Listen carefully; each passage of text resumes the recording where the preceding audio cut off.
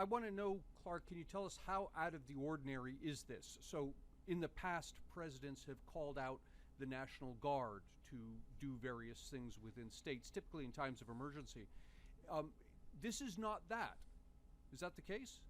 Correct. There is something completely mundane in what we're seeing and something highly alarming, and I'll try to sort of see if I can bring those two statements together.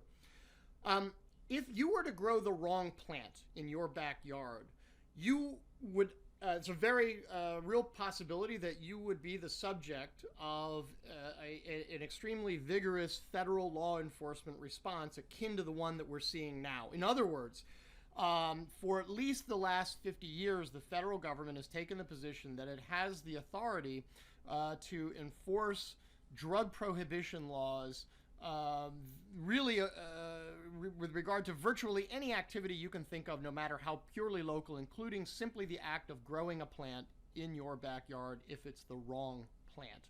And we know, for example, in 2005 in the Gonzalez v. Raich case, that the Supreme Court, engaged in some real mental gymnastics to uphold the authority of the federal government to criminalize that act, literally just growing the wrong kind of plant in your backyard. So that was really that table was set many years ago. In fact, that table was set in the mid-1940s when the Supreme Court essentially threw in the towel on limiting the exercise of federal powers in any meaningful way. And all that was left really at that point was for a chief executive who was willing to dispense with the institutional norms that restrained the president from treating federal law enforcement agencies as a kind of a general federal police force that he could deploy wherever he wants to for whatever reason he wants to. And now we have a president that doesn't care particularly for those kinds of norms, and we're seeing the president